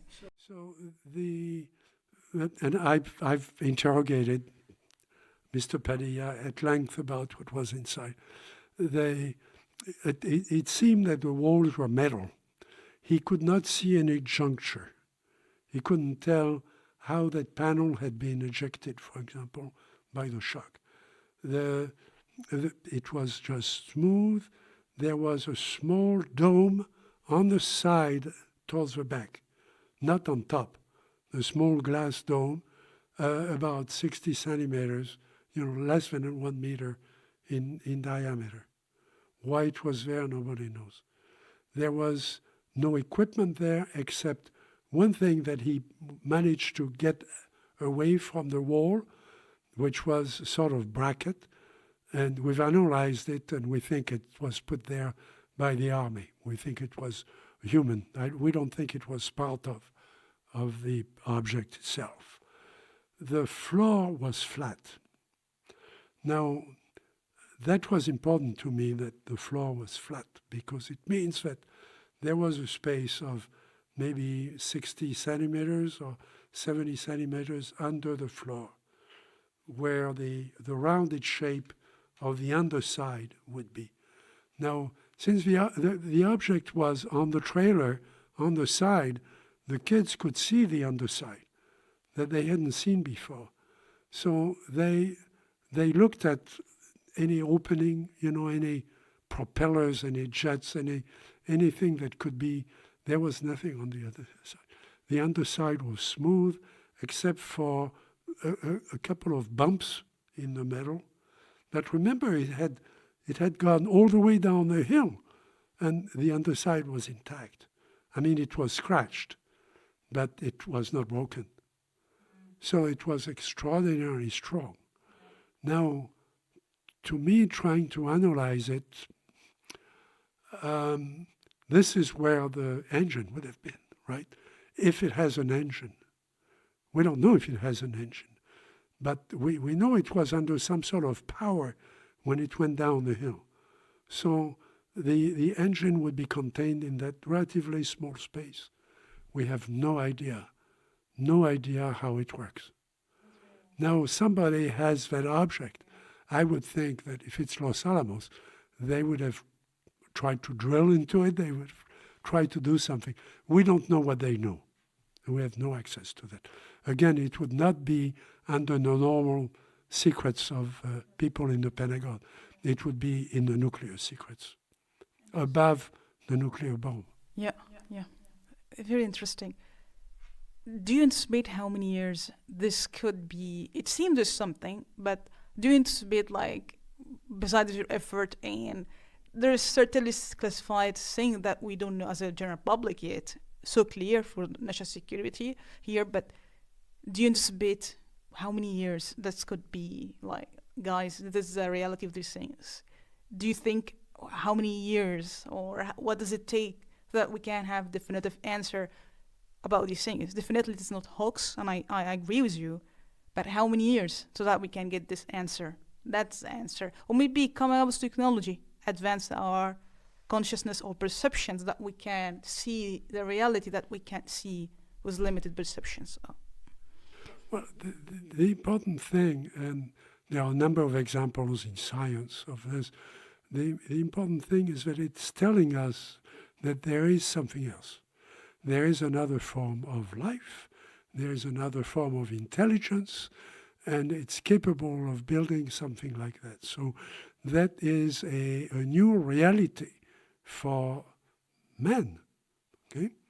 So that itself is important for scientists to know, because it releases their imagination in ways that haven't been released before. You know, for example, there are other examples in science where something was discovered by accident. Radioactivity was discovered by accident. Well, you discover radioactivity, you're going to do a different kind of science all of a sudden. There is before radioactivity, the books, the scientific books said, we've discovered pretty much everything there is to know. We've measured everything. We've measured the universe. You know, we've measured how far away the stars are.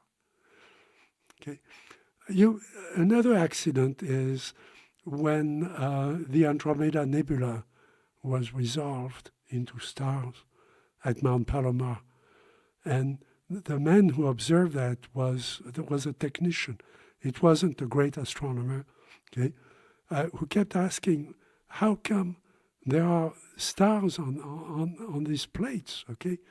And there couldn't be, because those, you remember, those were called a nebula, the Andromeda Nebula, because people thought it was sort of a cloud, you know, in space among the stars. Why shouldn't there be clouds among the stars? You know, clouds of hydrogen or whatever. There are clouds of hydrogen out there. So they thought it was just another cloud. Once you resolve it in stars, and we can measure, you know, the periodicity of those stars, it tells you how far they are. It tells you we are in one galaxy, and there are billions of other galaxies way out there. You're not going to do astronomy the same way the next day when you go to the office. Okay, you're going to be thinking in a different way. This is what would happen once some of that material is released. You know, I'm not saying there should be, you know, instant disclosure of everything, because we don't really know what it is we would be disclosing. Okay, we really don't. If you ask 10 scientists, they would give you 10 different definitions of disclosure. The fact that Congress has said that this was not a hoax, or this was not a joke, that this was serious and this was real, is a major disclosure, because now scientists have permission to start studying it, like Dr. Avilov at Harvard is doing it with his own project, and like what is going on at Stanford with Dr. Nolan. This is not going to stop. Okay, these are scientists who are not going to stop for bureaucratic reasons. So the train is moving. Do you have maybe a quick question? Do you have any question about remarks about academia quickly? Because Avilov was really mentioning that struggling to get enough attention, enough funding, and I think it's a privately funded Apple project. But do you have a few comments about academia and dare to ask a challenging question and not be afraid to be ridiculed? Maybe that's the point. Maybe, do you have any comments about that? The subject is going to be a challenge for academia, because in any American campus, the physics building is at one end of the campus, and the sociology and the psychology building are at the other end of the campus. And they never meet. Maybe at the Christmas party, they meet and have drinks together. So that will have to change if we're going to really study this phenomenon, because the phenomenon cuts across many disciplines, including medicine, including, advanced biology, which is what Dr. Nolan is doing. It covers, atomic chemistry, atomic physics. It covers materials at a very, very high level. And so all these people will have to start working together. And it's very difficult for them to work together, because they don't even have the same terminology. They don't call even materials, they don't call them the same way. Okay, so it will have a profound effect on science. To some extent, maybe there will be a step back from where we are now with people of, say, my generation, which is really passing into history.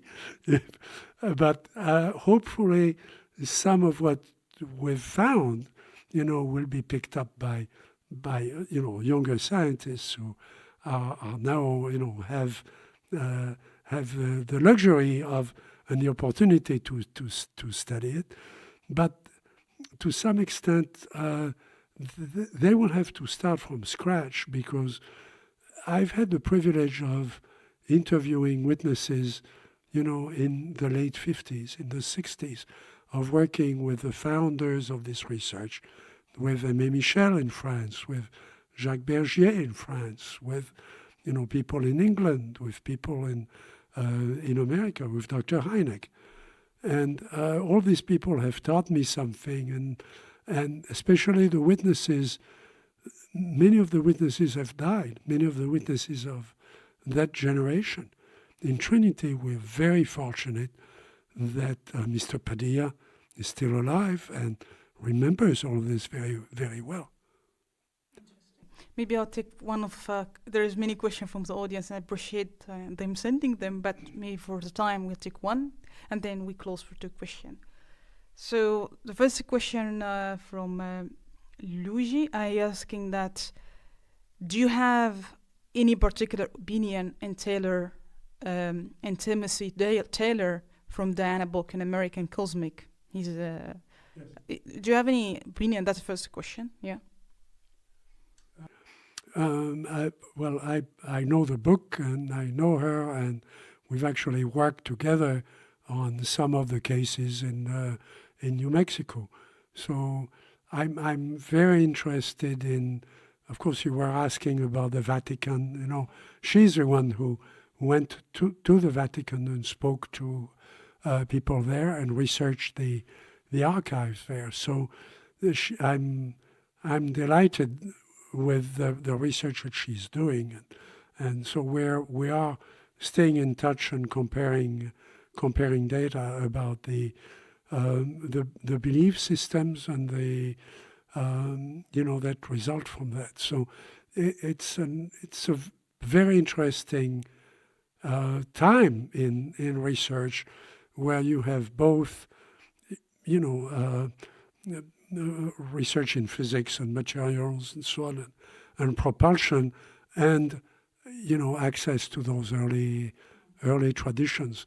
As you may know, I've published other books that have to do with ancient sightings and going back to the Bible and going back to Arab traditions and Chinese traditions and so on about this. So I'm glad that she is being involved in that, and she has also, of course, been very interested in the materials themselves and how they relate to the whole history of secrecy. So the second question also he asking, in your last book, Trinity, you has related to Reswin-Verrick theory as a possible explanation for some of these phenomena. Yeah, can you elaborate on this theory, the Reswin-Verrick theory? And I'm delighted to have that question because, of course, his theory would resolve everything, because he says that perhaps we live inside a simulation, inside a video game, a very advanced video game, and that these are presented to us by the designers of the video game to see how we're going to be reacting, perhaps as a great experiment, as a great social experiment, or as entertainment for them, and that maybe everything would disappear. So I've written the foreword for Rizwan's book in French, for example, and we've often discussed all this.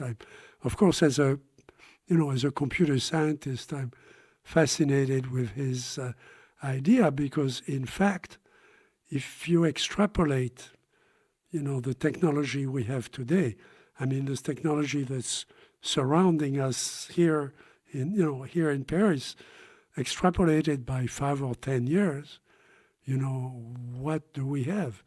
Well, we have the ability to create worlds, to create universes, to create devices that do things. Maybe the ability to transfer our consciousness into avatars and live through those avatars. Certainly, people have been speculating about this. And if that's the way the world is constructed, then in one way, my reaction is it's disappointing, because it means we're just toys, or creations, artistic creations. But in another way, it's intriguing for a scientist, because the question is, how would we test it? Maybe we would test it by, setting fire to everything and seeing how the system reacts. Or, how would we make sure that that this is real, rather than being simulated by somebody? When you first exposed to that theory, it's like a Gedanken experiment. What if the world was like this? So it's just a way of thinking that teaches you something about the kind of question you should be asking. But in another way, when you start thinking about it, what are the reasons why it would be wrong? So you start saying, well, it would be wrong because, all the religions really say different things. Well, all the religions don't say different things. They all say the same thing, that we were created by something, I mean, the Hindus have a certain interpretations, and the Catholics have a certain interpretation, and so on. But essentially, is that there was an entity that had a high level of consciousness and created us. And in the Bible, I mean, he created other forms of life before, didn't like them, destroyed them with the flood because he thought the experiment was wrong, and he restarted another experiment, and we are that experiment. I mean, that's pretty much what the Bible says. So Rizwan makes the case that if you read all those, religious traditions, they all say like what he says, that this is a simulation and that there is some higher level God that wants to see what we're going to do. So that, that can take you very far. It can really take you to asking fundamental questions about, how do we know that this table exists? How do we know that we exist? And how would we manifest it? And what does it mean for the way we have to lead our lives and so on? So, it's a very interesting hypothesis because it throws light on everything else.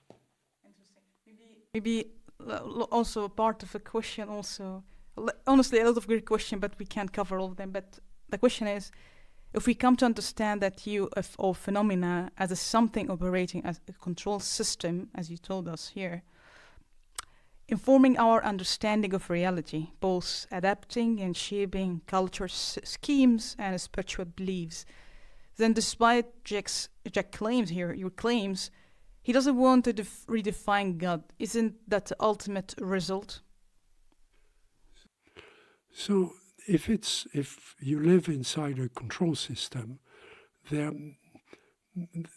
I had that discussion with Jacques Vallee, who was the publisher of one of my books in the 60s here in Paris. And he said he had been captured by the Gestapo in World War II. He was a French spy.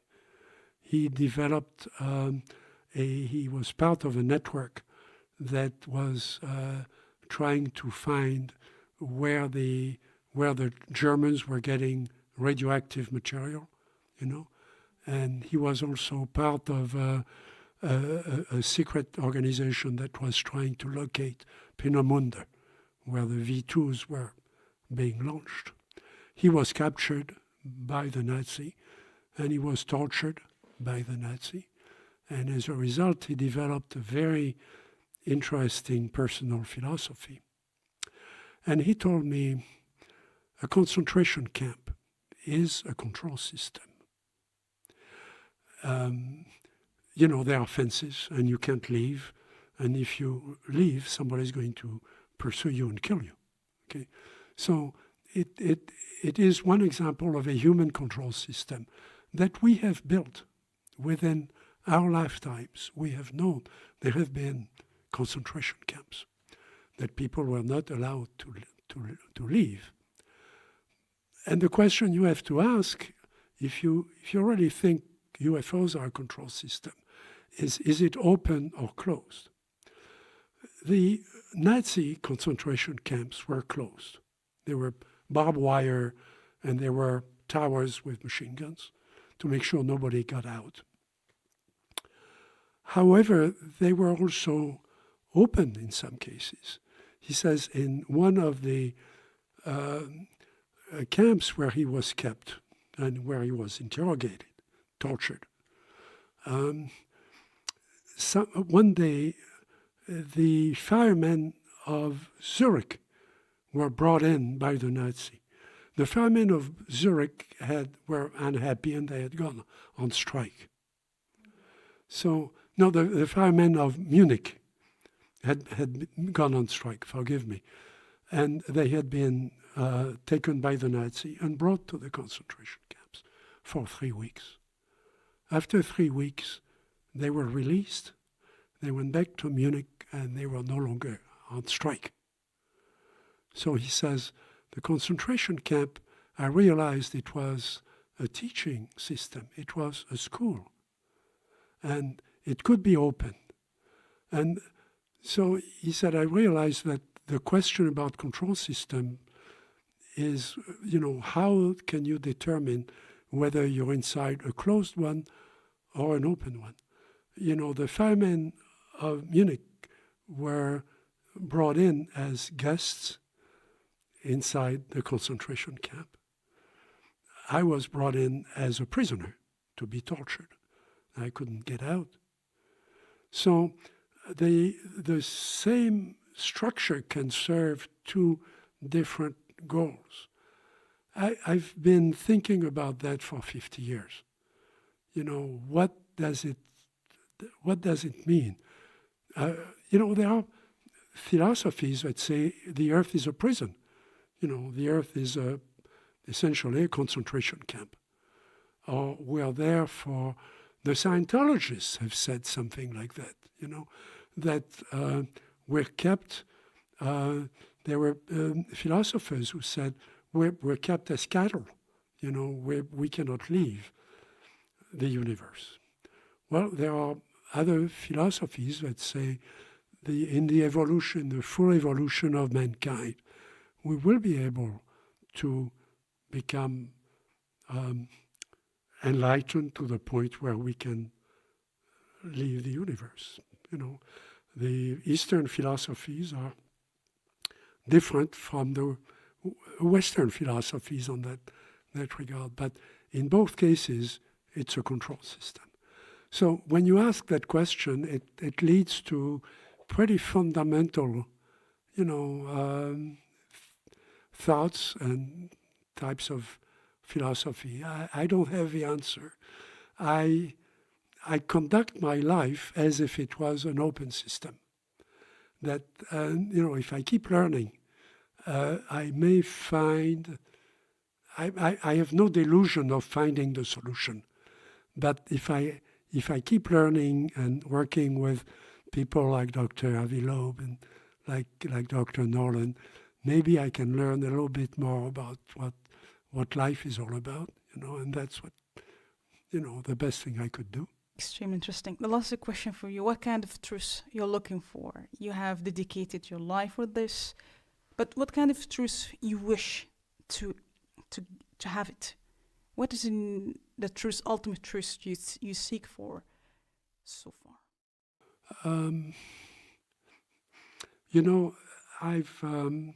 I've worked closely with the man who was the father of the internet, or maybe the grandfather, because there are many fathers. Many people claim to be the father of the internet. But there was one grandfather, and his name was Paul Baran, B-A-R-A-N. Nobody remembers him. And he was a very humble man. He was at RAND, at the RAND Corporation, when he invented packet switching, which we are using now. Of course, in many layers of packet switching, but it's still packet switching.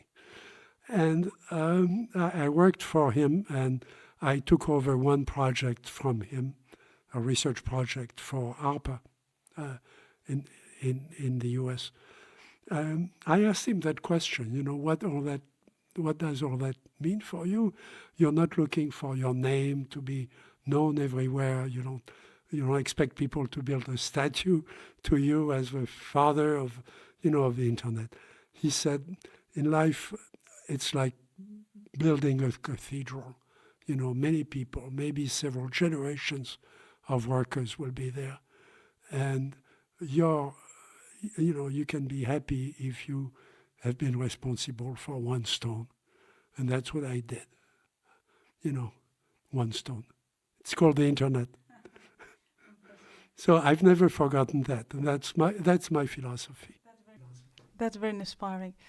I don't know if you have any final words, like to say something maybe you think could be interesting to be shared. Maybe we didn't cover it. I do have, I really think that everything I've done and people of my generation have done is going to be used and recycled and turned into something completely different. Okay, that's what happens in technology. I mean, we're not using the internet the way the ARPANET was built in 1965. 1965. Okay, we're many generations away, and a lot of the early years have been forgotten. A lot of technology has been recycled several times, rebuilt several times, which is good. And I was delighted to have been able to contribute to at least a couple, 2 or 3 generations of that technology in what I did as an engineer and as a venture capitalist, funding new companies to do that. So I think it's going to be the same thing. People will discover new angles, new ways of doing it. The one thing that I think everybody should remember is the humility, that we need to have when we speak to our witness, like Mr. Padilla, like some of these other witnesses, because the reason we know this is that they have trusted us. And, it all goes back to trust. And, trust is difficult to get, especially for the military. They give you questionnaires you have to fill out. Scientists love to develop forms and all those databases. In the latest databases that I've developed, they were open. They were not constrained by, people could say whatever they wanted. And then, we can build systems that will analyze that. But let's capture it on a human level. A lot of what I've learned, was different from what had been written in the books and so on. And the reason I learned the truth is that the witness trusted me. I'll give you one anecdote. There was a case in Northern California, beautiful area north of San Francisco, lots of redwood trees and so on. The witnesses were old miners, a man and his wife who had developed a small claim and so on. And there had been 3 cases of UFOs on their land. Okay? And this had been studied, and somebody had written an article about it. And in the article, they said that the object had taken off in a particular direction, which was, open to the sky. I went there and I spent a couple of hours with them, and then I went back to ask them more questions. And I went there with my kid, with my son, and we became friends after a while, and they could see that I was really, really interested in what had happened to them, because I could tell it had had a deep impact on them. They hadn't talked about to anybody, because it had, again, affected their life, their beliefs, a number of things. And I asked them to take me to that place among the forest where the thing had landed, one time. And I said, looking around, if it took off in that direction, it would have hit the trees. And they said, well, it kind of hit the trees. And it went through the trees. Well, okay, so now this isn't some sort of rocket or some sort of helicopter. A helicopter will crash if it hits a tree. I said, why didn't you tell that to the investigator who came here? They said, well, we could tell he would never believe it, because he was looking for hardware. He was looking for some sort of super rocket. He was essentially had an engineering mind. We couldn't tell him that it went through the trees. But you asked a question, so we told you. So I think that's what we need to learn, and that is what bothers me with what's happening now in the US, is that we're primarily going to look at the military cases. That's what Congress has mandated. The pilots are going to come up, and now, fortunately, they are giving them permission to speak about what they've seen, okay? Without stigma, without being degraded, without losing their position as pilots, If you're a pilot, you don't want to be assigned to an office somewhere. You want to keep flying, right? So you're not going to talk about UFOs, ever, okay? So when that stigma is removed, now you have another situation. But now we have to think about, and again, the Army and the Air Force is great because they have all these instruments that can measure things. They have radar, they have all of that. A farmer in his field doesn't have that. But the farmer knows his field, and he knows nature. He knows the clouds. He knows if it's going to rain tomorrow. He knows how the cows are behaving. That tells him something about what's going on. It tells you about threats. It tells you about all kinds of other things that a pilot would never know about, because a pilot is looking at a few instruments and the sky in front of him, and that's it, okay? So we should not narrow what I'm afraid of is that everything will be military observations, because they are so neat, observations from the last 5 years, because we have all this wonderful technology. The farmer doesn't have that technology. So it's going to be discounted, and it should not be discounted. We should go back to the last 50 years, and it's in the database. Now, most of those people have died.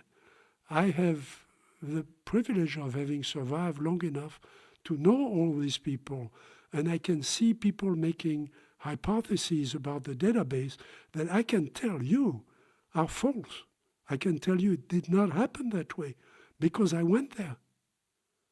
And I spoke to the people who are operating that radar, or the people who were flying that airplane back in Brazil in 1987, when there were ships, flying ships coming out of the Amazon at night, flying out of the water of the Amazon. Okay, they saw that. They have pictures of that. Okay? You're not going to get that just by doing some superficial research, as good as the research is at Harvard or Princeton or Stanford. We have to go beyond that. I think this is a really excellent point to close this conversation. Not all about observation from different domains. So again, I have a huge respect for you, and such an honor to talk to you, and being here in person. Deeply appreciate it. Thanks so much, Jacques. Thank you very much.